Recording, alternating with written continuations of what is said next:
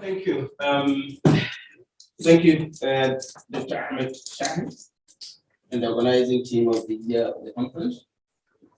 Good afternoon, everyone, and welcome. My name is Christopher Duku, and I'm the chairperson of NAS UK branch. I will be co-presenting this with my colleague, Dr. Vuni, who is the chairman of the Strategic Policy Secretariat of the National Salvation Front.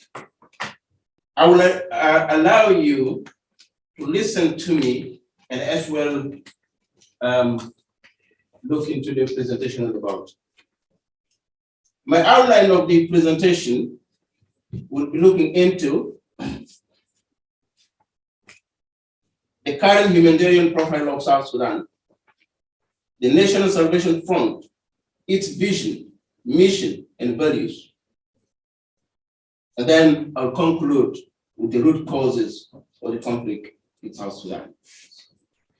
I will then hand over to my colleague, Dr. Victor, to continue with the topics of federalism in South Sudan and its components.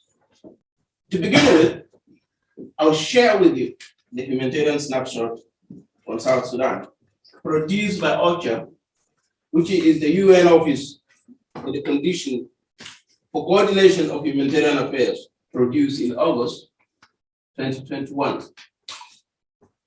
The staggering number of people in need of urgent humanitarian assistance, according to OCHA, report is 8.3 million, which means 3/4 of our people are in humanitarian need. Looking into the displacement map, we can see that the distribution is almost equal in all the counties. The intriguing part is that the 34,000 IDPs in protection of civilian sites, the POCs, are still not able to return to their homes, in spite of the state prevailing peace in the country.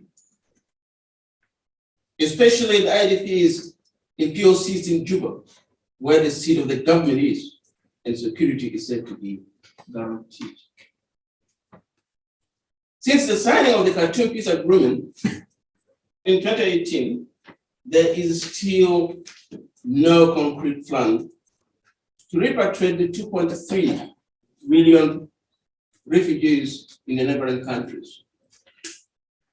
Recently, the country has been affected with floods, which affected 380,000 people. The government has not even been able to have a better plan to accommodate the flood-affected people in the country. Instead, the communities affected by the natural disasters were freely allowed to invade the ancestral lands of other communities in this community. Without proper government planning, creating ethnic tension, which resulted into people being killed. The country has a staggering number of 1.4 million malnourished children, in addition to 483,000 malnourished women. This has put South Sudan as one of the biggest recipients of UN aid. Let's look about the National Salvation Front. The National Salvation Front, abbreviated as NAS, the word is an Arabic word, meaning people. And the National Salvation Front was launched as a people's revolution on the 6th of March 2017 to restore the unity and the dignity of the people of South Sudan under the leadership of General Thomas Cyrilo Shwaka, the chairman and the commander-in-chief of the movement. NAS is a people-centered movement pursuing the establishment of a peaceful Sudan, South Sudan.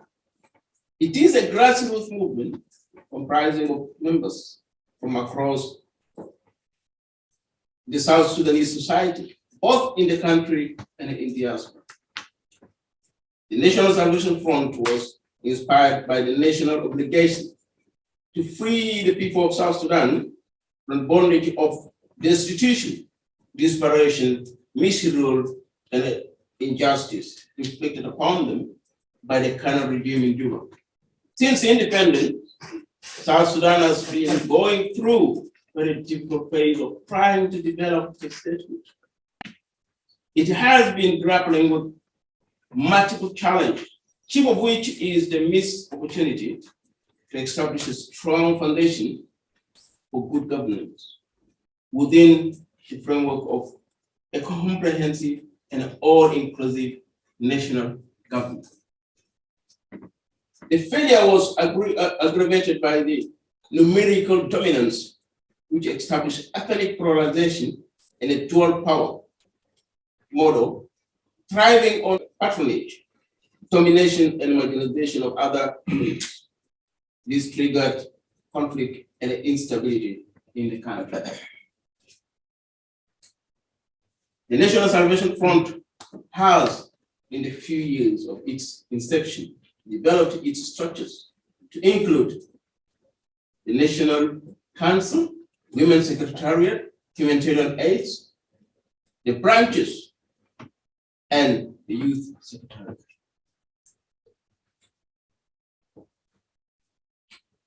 The vision and mission and values of the National Salvation Front. The vision of the National Salvation Front is to have a peaceful and prosperous South Sudan with freedom, justice, equality, and the rule of law for all of us. The mission of the National Salvation Front is to restore the unity and the dignity of the people of South Sudan and to give power back to the people. Except that the diversity of the country established a democratic government with federal system of governance.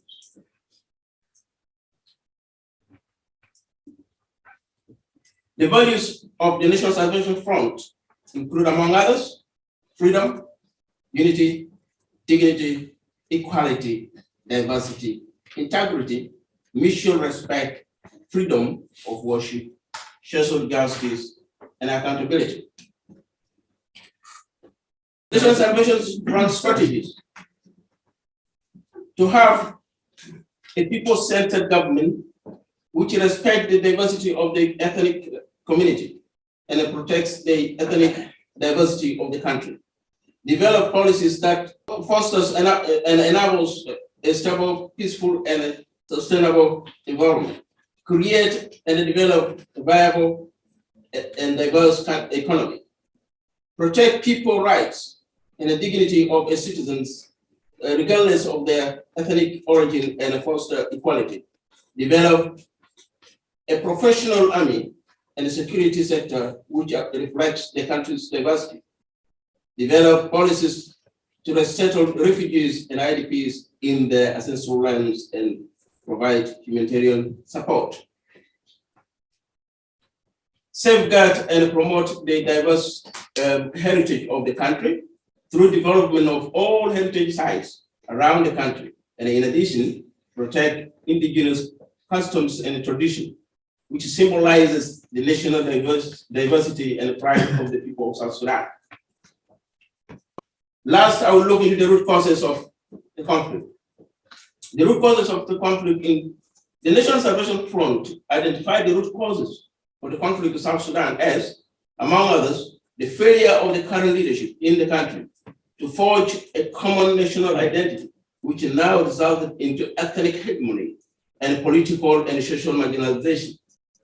The current leadership in the country failed to identify and recognize the need for the following elements immediately after independence of the country in 2011 to develop a stable state. There was no national consultation carried out to develop a nationwide consensus on the state configuration and how to govern the country. Lack of developing a proper constitutional making process and its implementation mechanism. The president was given a free hand to rule by decree. With the above elements missing, the government showed no political will to have an inclusive government and failed to pursue equitable development policies and inclusive participation. Instead, the current regime created a country which advanced tribal hegemony as a tool for controlling power and wealth by buying or leasing loyalty of armed groups. Accommodation and a tolerance of incompetence and a lack of political will for inclusiveness in government created a country with no independent judiciary and freedom of expression. Established in repressive, ethnically dominated army and security sector. Imposed centralized system of government where everything is controlled by the president. Created an ethno-political territorial occupation and a grabbing of lands of other communities and minorities by militarization and proliferation of guns to intimidate and repression. Adopted blatant disregard for progressive development and a constitutional change. Embraced rampant corruption and tolerance to mismanagement of public resources and a developed mindset of entitlement as payback for liberation of the nation. Exploit conflicts and violence as means of bargaining for political and economic power entrenchment, resulting in corruption and mismanagement of public resources. There is total leadership failure in the country, and the regime is failing to pull the country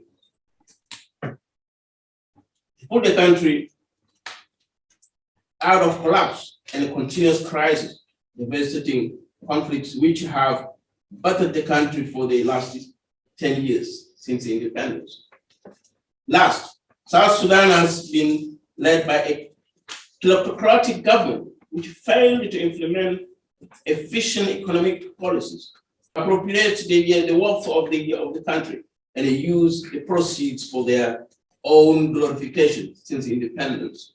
With this, ladies and gentlemen, this short introduction, I now hand over to my colleague, Dr. Vuni, to discuss the federal system of governance as an alternative for the last peace in South Sudan. Thank you very much. Thank you.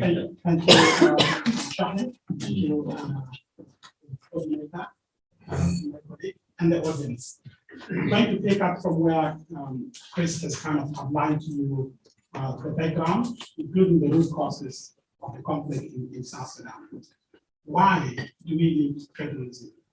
There are a number of factors. It's important to address this question because people need to, it is the central issue of the challenges facing us. As part of addressing the root causes of the conflict in South Sudan, federalism in numbers has to coexist together as a country. And it reduces the tension, the conflict that we come by in terms of the moment. Most of the focus has been in terms of getting power in the central government. Federalism enables people to be able to have control according to the power given to them in the constitution to manage their affairs at different levels of government, in state and county level. It can create viable economic states by the division of those powers, those levels, whereby citizens of those states and counties can focus development planning in their respective areas. It also enables the environment for democracy, good governance, because it leaves room for people to choose who needs to govern them at that local level. Imposing something, for example, at the central level, head of state could appoint a governor in all the other areas. People need to choose who they need to appoint as their governor to lead them, or either a commission, and how certain laws can be crafted to address the challenge in that particular state. So it enables democracy to flourish. Sometimes it's good to let people fail in order to learn from it. So give space for people to do things in their respective areas. it does also allow the delivery of services to the people, because the whole point is about development. With this also, it comes with power to give resources to local people to be able to deliver things. At present, resources are concentrated at the central level, so it doesn't give room for people to be able to manage, develop their thing. It helps to unite the people of South Sudan in a voluntary way. At present, unity must not be forced. It must be based on mutual respect, understanding. Federalism enables that. It also handles security issues at the moment when everything is centralized, where it is felt that people of a particular group imposes their ways of rule on other people. There are certain levels where, for example, local level, people can handle security matters in their respective areas. For example, land issues can be handled under the jurisdiction of states. The issue of protecting the right of citizens, promoting transparency and accountability is central to this. And also, as I said earlier, it will divert the focus from the center to more local level, so that people don't fight at the central level. And fundamentally, why federalism? Because it is the historical and current demand of the people. From the body speakers we have had today, they've all spoken about federalism, and it is indeed the demand of the people. Now, I want to turn to what type of federalism do we want for South Sudan? We have done a lot of work to look at the different types of federalism. Obviously, this is not the time to be able to go through each one of them, but in our best considered judgment, we term it the federal system model of South Sudan, based on the fact that looking at the root causes of the conflict in South Sudan and the type of federalism out there, the one that closely model the federal system of South Sudan is a classical form of federalism. And it kind of mirrors, and the reason why we call it the federal system model of South Sudan is because when we look at the root causes tailored to our situation, we think this is the one that best suits South Sudan. These are the key characteristics. It's based on the people-centered constitution, so the people need to develop and agree on the type of constitution that they will adopt. It gives certain power to certain levels of government. And in terms of those powers need to be embedded in the constitution to cover the various layers of government. And direct election at the federal, state, and the local government. So there is the respect of the jurisdiction at all those levels. One of the challenges we have is where the state authority, highest authority, undermines the peer governance, for example, at the state and the county level. The other thing is, if there is any amendment of the constitution, it has to be based on the consent of the people.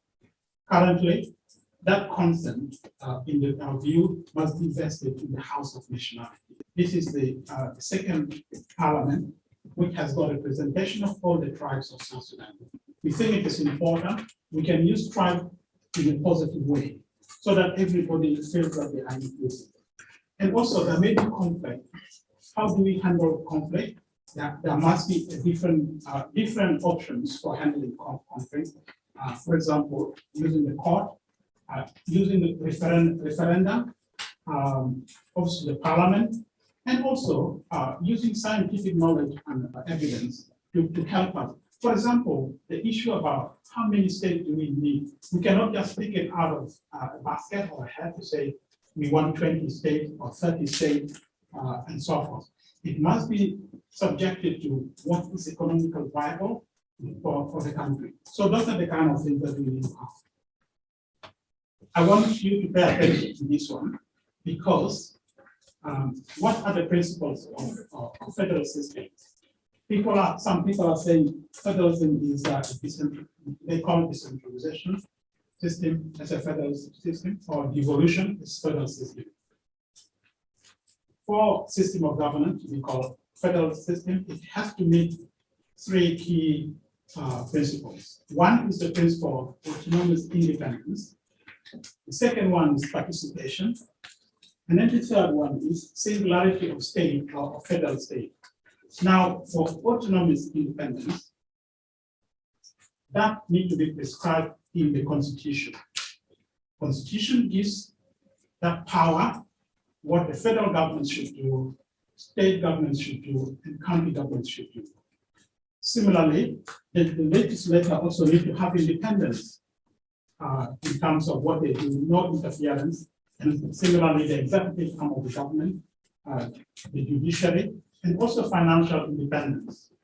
You can't have independence when you are being financed by somebody according to their will, as opposed to this is what is prescribed. It's not as you are right, and then as a favor.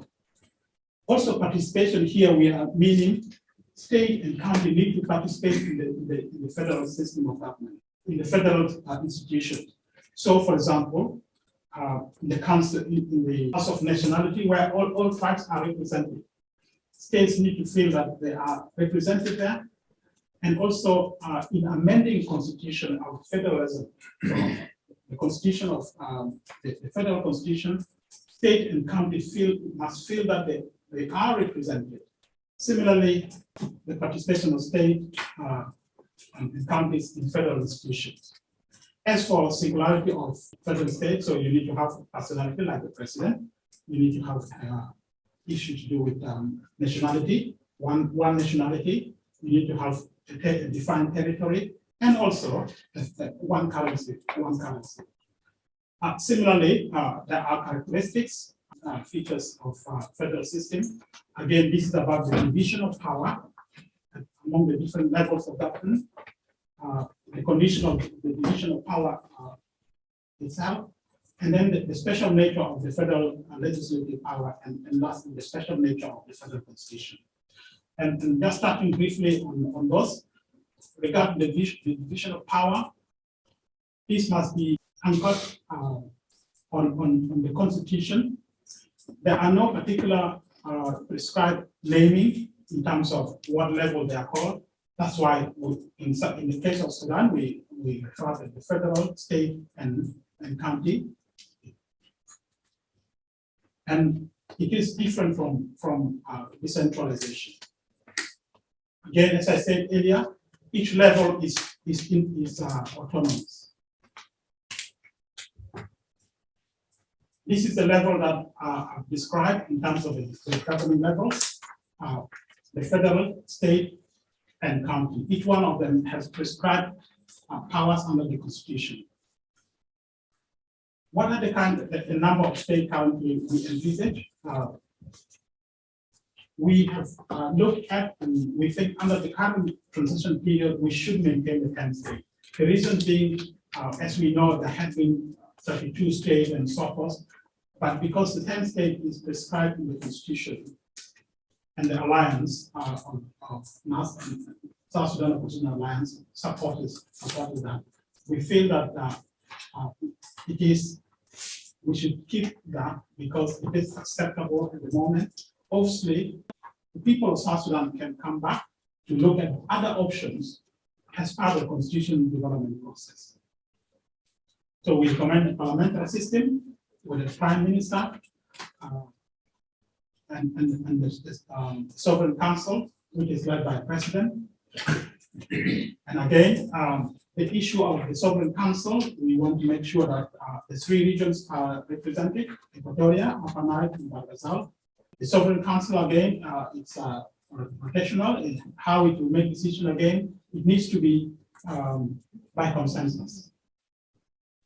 So this is how we envisage the structure to look like. You have the sovereign council, the prime minister heading the executive arm of the government, and you have the two federal parliament, the House of Representatives, House of Nationality, and you have the judiciary as independent. Again, we want to make sure that there's checks and balance so that when you have this executive arm, they do not all come from one tribe or region. They need to be balanced. That is the essence of what we're saying there. And essentially, this is the executive arm of the government, and also the federal parliament I've described there. The executive headed by the prime minister and the cabinet, and then you have the two houses. We advocate for a lean structure. So at present, we have the latest South Sudan Legislative Assembly well over 500. We think that a sensible one is about 180. There's been a detailed reasoning on that to arrive at that based on population size. Again, for the House of Nationalities, about 108. Again, all ethnicities should be represented. And as well as gender, youth, and people with disability. Resources is key. We think that the bulk of the resources should go to the counties, which is 40%.